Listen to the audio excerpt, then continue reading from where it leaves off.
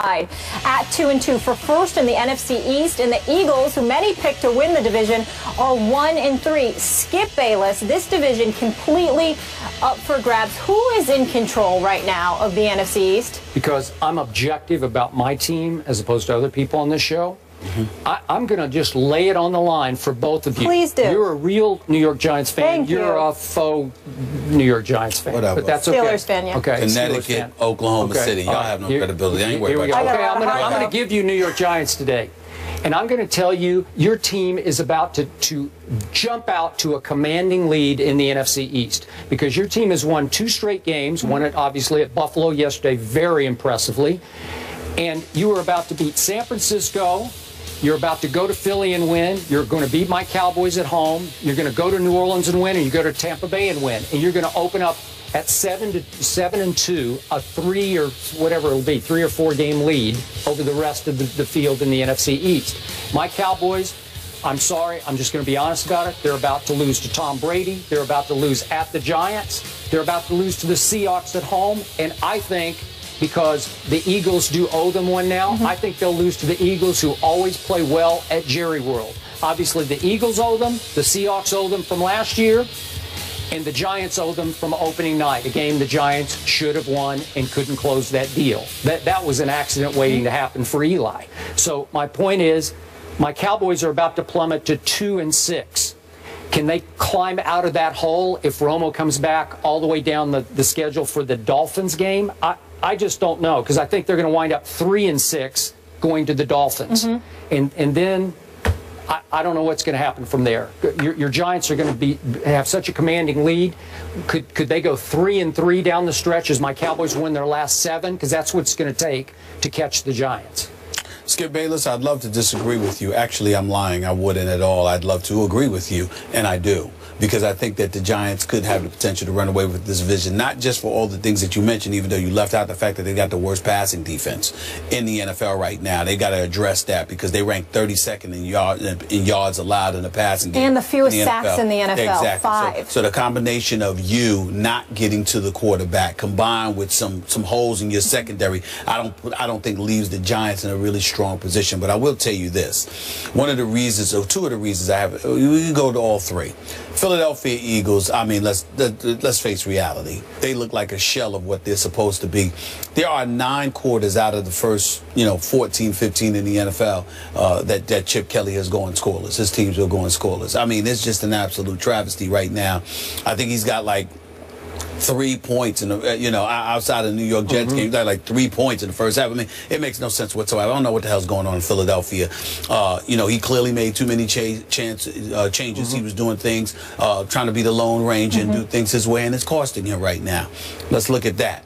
Then we look at the Redskins. I like what I'm seeing from the Redskins. I loved what I saw from Kirk Cousins yesterday, because I certainly don't believe in him when the bright lights are on. But he showed up yesterday in a big-time moment, and he deserves to be commended for that. That touchdown to Pierre Garçon, that drive itself, I think he did some good things, remained composed, didn't throw any interceptions. A couple of risky throws he did to the side that made me a bit nervous. But outside of that, I thought he did a really good job. Where I lose it with the Redskins is their schedule. Your next 2 road games are at Atlanta and at the New York Jets. I could see the Redskins potentially losing both games. Not because their defense won't show up to some degree, but because offensively, I think those 2 defenses can get the better of Kirk Cousins. And suddenly we're not talking about Washington right now. The Redskins deserve a lot of credit. I love what I see. When they run the ball effectively, I think they're a different team. When they run the ball a lot, I think they're a different team. All right, but the problem is that I don't know if they're wise enough to do it continuously. When I think about Alfred Morris right now, I'm saying to myself, why not give this guy the ball more? He's averaging about 4 yards a carry. Matt Jones is at 4.7 yards a carry. Why not give him the ball more? So those are questions that I have about the Redskins, not to mention their defense. When I look at the Giants, what they're doing, their defense, despite their struggles in the passing game, their defense has been surprisingly solid for the most part. It has. When I look at Victor Cruz and the fact that he hasn't played yet, and they've been able to do what they've been able to do offensively, three-headed monster in the backfield. Then you got Odell Beckham Jr. with Ruben Randle having stepped up. The offensive line not as anemic as it has been in the past, and you have an experienced quarterback.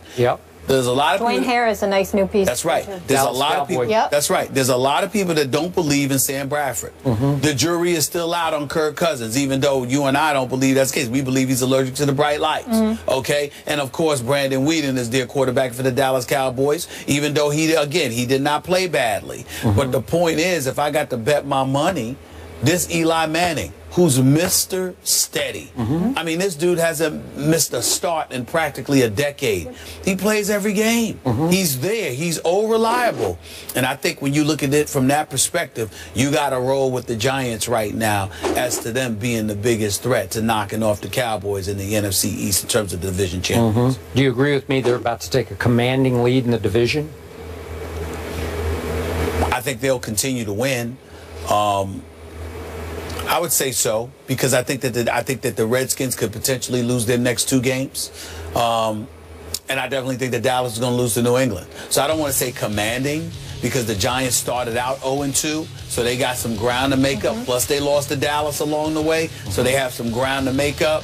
But do I think that the Giants can find themselves in first place at some juncture in the immediate future? Yes, I do. I'm talking about sole possession in first place. Yes, I can see that. I'm going to be much bolder. I'm just looking at the next 5 games for each of the teams. Okay. Now, Dallas has a bye, so only 4 games will be played in the 5-week stretch. The Giants are going to win 5 in a row, which would make it 7 in a row. So that would make them 7-2. Washington will lose at Atlanta, at the Jets, and then in 2 more weeks at New England. So they've got 3 out of 4 games that they could lose and will lose, I think. So they'll go 4-5 in this stretch. Then Philly has 3 winnable games in their next 5, and I think they're not terrible. They're just not what we thought they were going to be. They're not a team. They're a different team in the second half, The Philadelphia Eagles have a lot of talent. So slow. The Philadelphia Eagles have a lot of talent. Let's be clear about that. But they're not a team. As constructed, it doesn't make sense to have those pieces together if you want to do what Chip Kelly says he wanted to do. So I'm still going to give them 3 of their next 5. That would make the Giants 7-2.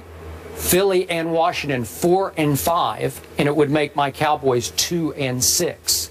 Okay, now think of the gap: 7-2, all the way down to 4-5. So that's a 3-game lead after 5 more games. That's what's going to happen here, and then we'll see if they can hang on the second half of the year. Okay. If Romo and Dez come back. It's very possible, Skip. I'm cool with it, Very Skip. possible. Over the last 4 years, every team in that division has won the NFC East, so we will see what happens this year. Clay Matthews takes aim at Colin Kaepernick in more ways than one on Sunday.